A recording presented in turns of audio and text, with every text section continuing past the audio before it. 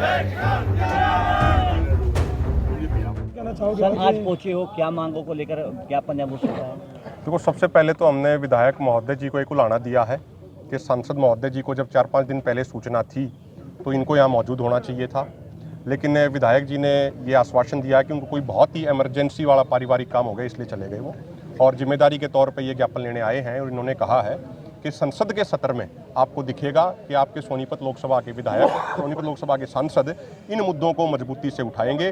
और हम यही डिमांड करते हैं कि खाली उठाने की बजाय इनके ऊपर प्राइवेट बिल लाया जाना चाहिए, ताकि जब उस पर वोटिंग हो, एमएसपी गारंटी कानून के विषय पे वोटिंग हो, किसान मजदूरों की कर्ज माफी के मुद्दे पे वोटिंग हो, जब वहाँ मनरेगा मजदूरों के लिए 700 रुपये की दिहाड़ी और साल में 200 दिन का रोजगार देने के मुद्दे पे वोटिंग हो, तो पूरे देश को ये पता लग जाए कौन किसानों के साथ खड़ा है और कौन किसानों मजदूरों के खिलाफ खड़ा है।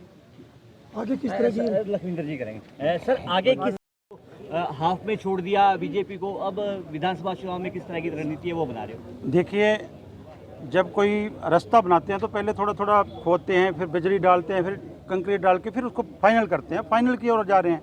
लेकिन हम राजनीतिक नहीं हैं। हमारी तो अब 8 तारीख का पूरे देश भर में बीजेपी के 240 सांसदों से छोड़कर 303 जो लोकसभा सांसद हैं उनको हम अपना मांग पत्र दे रहे हैं प्राइवेट बिल लाने के लिए। उसके बाद सितंबर के पहले सप्ताह में हरियाणा में पूरे देश भर की एक बहुत बड़ी महारैली, किसान रैली होगी, उसमें आगे की रणनीति तय करेंगे। इससे पहले भी लोकसभा चुनाव में मन्नू भाई ने अपने क्षेत्र में, हमने अपने क्षेत्र में इन्होंने जनसभाएं की। हमने वीडियो वैन के माध्यम से इस भ्रष्टाचारी अत्याचारी सरकार ने जो हमारे ऊपर अत्याचार किए, सीधी गोलियां चलाई, आंसू गैस के गोले छोड़े, वो वीडियो वैन के माध्यम से दिखाया कैसे लखीमपुर खीरी के किसानों के ऊपर गाड़ियां चढ़ाकर कुचल कर दर्द कर एक पत्रकार और किसान साथी को मारा, वो दिखाया। अब आने वाले समय में जल्द ही हम जुलाई में ही शुरू कर देंगे यात्राएं। पूरे के पूरे जितने 90 विधानसभा हल्के हैं सब में घर घर तक हम अपने दुख को लेकर जाएंगे, किसान मजदूर के ऊपर हुए अत्याचारों को लेकर जाएंगे, इन लोगों की नाकामियों को लेकर जाएंगे। तो अपने आप आने वाला समय है जो इनकी बर्बादी का समय है, क्योंकि ये अपनी बर्बादी के खुद जिम्मेदार हैं। हम किसी को जिताने हराने वाले नहीं हैं, लेकिन जो हमारी मांगों को नहीं मानता है, हमारे ऊपर अत्याचार करता है, तो उसके तो हम विरोधी रहेंगे। हरियाणा के कैबिनेट मंत्री लगातार कह रहे हैं कि ये किसान तो अपने खेतों में काम कर रहा है। कौन से कैबिनेट मंत्री? जेपी दलाल जी तो अपने आप को बहुत बड़ा किसान मानते हैं। अब तो ये कहना छोड़ देना चाहिए।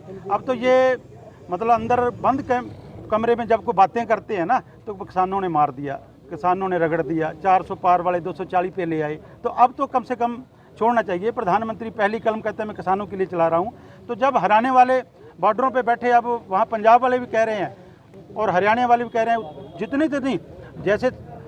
जितनी वो क्षेत्र था हमारा, ग्रामीण क्षेत्र था, किसान मजदूर और आम लोग जहाँ बसते हैं, वहाँ की 78 सीटें इन्होंने छोड़ी हैं, हारे हैं। तो अब भी किसान याद नहीं आते। कोई नहीं, आने वाले समय में हरियाणा विधानसभा, महाराष्ट्र, झारखंड और दिल्ली में दिखा देंगे किसान हैं कि कौन है, ये तो पता चल जाएगा। हरियाणा के मुख्यमंत्री नायब सैनी लगातार कह रहे हैं कि किसानों के उत्थान के लिए सरकार लगातार काम कर रही है। हाँ बिल्कुल, पहले खट्टर साहब ने बहुत काम किए, गोलियां चलाई सीधी, आंसू गैस की गोले छोड़े, हमारे को मारा, कुचला, दबला, किसी को वक्फवादी कहा, आतंकवादी कहा, क्या कुछ नहीं कहा। ये कितने, वो मुख्यमंत्री पहले वाले तो भाला लेके वो कोई बैठा था तो मारने पड़ जाते थे। तो ये नायब सैनी जी पोछे लगा रहे हैं। अब पोछे का समय नहीं है, अब लोगों का पता समय नज़दीक आ गया है। तो ये घोषणाएं, हम मध्य प्रदेश में गए थे, अभी दक्षिण भारत में मध्य प्रदेश में होकर गए, तो वहाँ के किसानों ने एक नई बात बताई। कहते हैं ये 18 वर्ष रहा है, ये 18,000 घोषणाएं करी हैं। जो हमारा कृषि मंत्री बना है जो शिवराज चौहान, ये कहते हैं घोषणा मंत्री है, इसके मतलब इसकी बातों में ना आ जाना, बहुत बड़ा घोषणा मंत्री है। तो ये तो इनकी तो लोग फीडबैक दे रहे हैं, तो आने वाला समय बताइए। ठीक है, किसान यहाँ पर पहुंचे थे, उन्होंने आपको ज्ञापन है वो सौंपा है सतपाल ब्रह्मचारी जी के नाम का। क्या मांगे हैं वो किसानों रखे, कब तक इन मांगों पर गौर है वो विपक्षी दल है वो करेंगे? देखिए, आज हमारा जो देश के किसान हैं, पूरे देश में ही सभी जो मेंबर ऑफ पार्लियामेंट हैं गैर भाजपा, उन सबको ज्ञापन दे रहे हैं। और उसी कड़ी में आज सोनीपत में भी सोनीपत से मेंबर ऑफ पार्लियामेंट पंडित सतपाल ब्रह्मचारी जी के लिए ये ज्ञापन देने के लिए आए थे। उन्हें अचानक किसी काम के लिए ज़रूरी जाना पड़ गया, उनके बिहाफ पे मैंने ये ज्ञापन लिया है। और इनकी जो मांग है ये बिल्कुल जायज़ मांग है, और कांग्रेस पार्टी का स्टैंड बिल्कुल इनके साथ है, मजदूर किसानों के साथ। और एमएसपी की जो बात इन्होंने कही, किसानों का कर्जा माफ़ी कही, सारी बातें जितनी भी हैं वो सारी बातें बिल्कुल नहीं जायज़ मांगे हैं और वो सरकार को माननी चाहिए। संसद में विपक्ष इस मांगों को उठाएगा? बिल्कुल संसद में जो है सर किसान सीधे तौर पर एक तो आपसे गुहार लगा रहे हैं एमएसपी गारंटी कानून को लेकर, एक प्राइवेट बिल है वो लेकर आ जाए, अन्यथा चेतावनी भी दे रहे हैं कि अगर आपने प्राइवेट बिल नहीं लेकर आए तो जैसा हश्र है वो बीजेपी का किया वैसे ही विपक्षी दलों का भी है वो कर देंगे। नहीं वो बिल्कुल इनका कहना जायज़ है, और क्योंकि सारी मांगें सही हैं इनकी, कोई भी मांग ऐसी नहीं है कि जिसमें कांग्रेस पार्टी को कोई एतराज़ हो। कांग्रेस पार्टी बिल्कुल इनकी हर मांग के साथ है।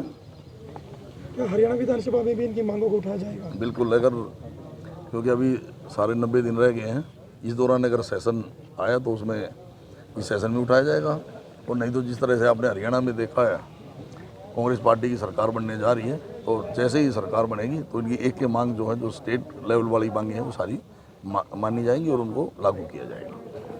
हमसे जुड़े रहने के लिए हमारे YouTube चैनल को सब्सक्राइब करें और नई वीडियो की नोटिफिकेशन के लिए बेल आइकॉन को दबाएं।